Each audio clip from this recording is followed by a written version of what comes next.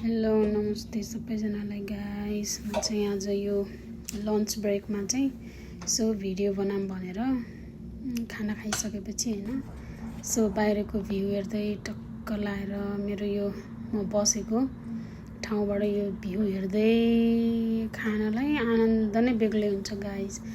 So welcome to my vlog. अनि मेरो भ्लगलाई चाहिँ च्यानललाई चाहिँ सब्सक्राइब गरिदिनु होला हैन, मेरो भ्लगलाई चाहिँ माया गरिदिनु होला। मैले छोटो छोटो भ्लग बनाएर राखिरहेको छु, हालिरहेको छु एभ्री टाइम। तपाईहरुलाई पनि हेर्नलाई पनि आनन्द लागोस् अनि टाइम पनि धेरै वेस्ट नहोस् तपाईहरुको भनेर हैन।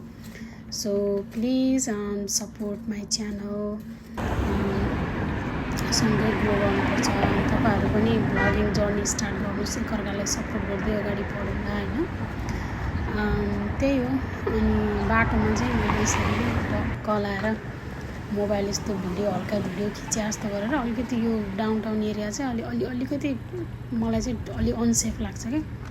त्यही भएर मोबाइल यस्तो भिडियो खिचे जस्तो गरेर मान्छेहरू गरेर हिँडेको होइन, बाटोमा यस्तो मान्छेहरू हुन्छ नि, क्या अलर्ट भइरहेको थियो क्या, हुन्छ नि अब यस्तो हाँस उठेर भिडियो खिच्न अलि मिलेन, त्यही भएर मैले खिचेन। यस्तो हाँस उठेर मलाई एक्लै हाँस्दै आएँ कि म। त्यही हो। अनि अब मेरो भिडियो चाहिँ लास्टसम्म हेरिदिनु होला हैन। अब मैले यो चाहिँ तपाईहरुलाई देखाउन खोजेको हेर्नुस्, यहाँको यो म चाहिँ मेरो कोठामा आइपुगेँ हैन। मेरो चाहिँ यस्तो गर्ने बानी छ कि जति बेला पनि है, यहाँ न पुरा वेट सुकेर 12 घण्टा काम गर्नुपर्छ गाइस। अनि यस्तो टायर्ड हुन्छ, माई गड, कुरै नगर्नु है, के गर्नु, पैसा पनि चाहियो।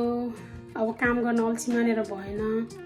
अनि मैले चाहिँ एउटा भिडियो हेरेको थिएँ क्या मैले अघि फेसबुकमा, दिउँसो यसो ब्रेकको टाइममा हैन। अनि त्यति बेलामा चाहिँ एकजनाले चाहिँ अब जस्तै इन्डिया अब हुन्छ नि, अब हाम्रो एसियन कन्ट्रीहरूमा चाहिँ बालेन जस्तो प्रधानमन्त्री पाए हुन्थ्यो हाम्रो देशलाई पनि भनेर भन्छ भनेर एउटा भिडियो देख्यो। म सेयर गर्छु भने बिर्सेछु, हतार भयो हैन। मलाई पनि काममा लिटरली हैन, मेरो इन्डियन साथीहरू छ। If you guys my Indian girls, if you guys are watching this video do comment, okay. अनि दुईजनाले चाहिँ मलाई के भनेको छ भने,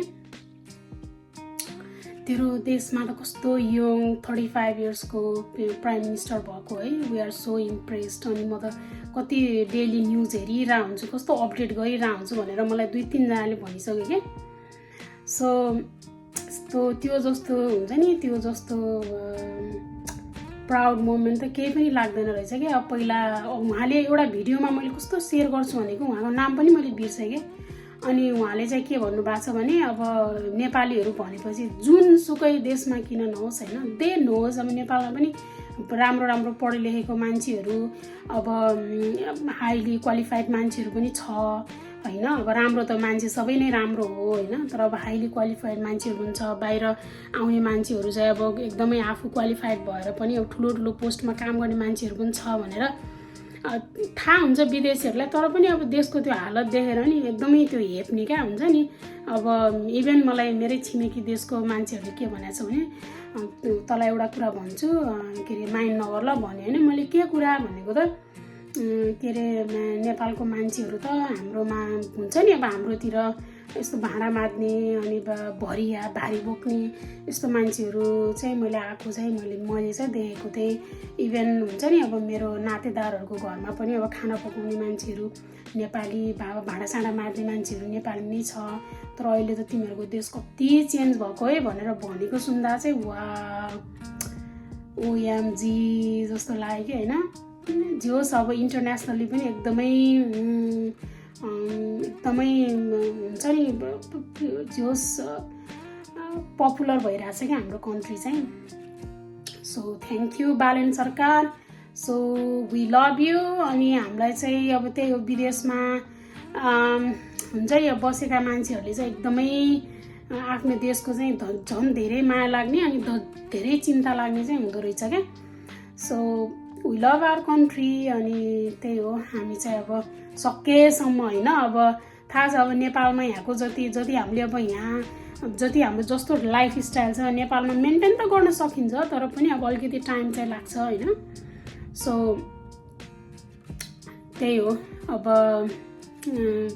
देश राम्रो हुँदैछ भन्ने चाहिँ हामीलाई एकदमै आशा लागेको छ। त्यही हो, मैले चाहिँ लास्टमा त्यही जोड्न चाहेँ। ल आजको ब्लग त्यही हो guys, please do subscribe my channel. म अहिले अलिकति अब अरू बाहिरतिर घुमेको भिडियो पनि राख्छु भनेको, मेरो अहिले कन्टिन्युस काम भइरहेको भएर मैले भ्याएको छैन। Do support me. तपाईँहरू पनि युट्युब भ्लगिङहरू गर्नुहुन्छ भने आई विल डेफिनेटली के अरे subscribe your channel as well. मलाई कमेन्टमा मेन्सन गरिदिनु होला ब्याक मी भनेर होइन। सो म पनि सब्सक्राइब गरिदिन्छु, मेरो च्यानललाई चाहिँ सब्सक्राइब गरेर सपोर्ट गरिदिनुहोस्। Thank you so much guys.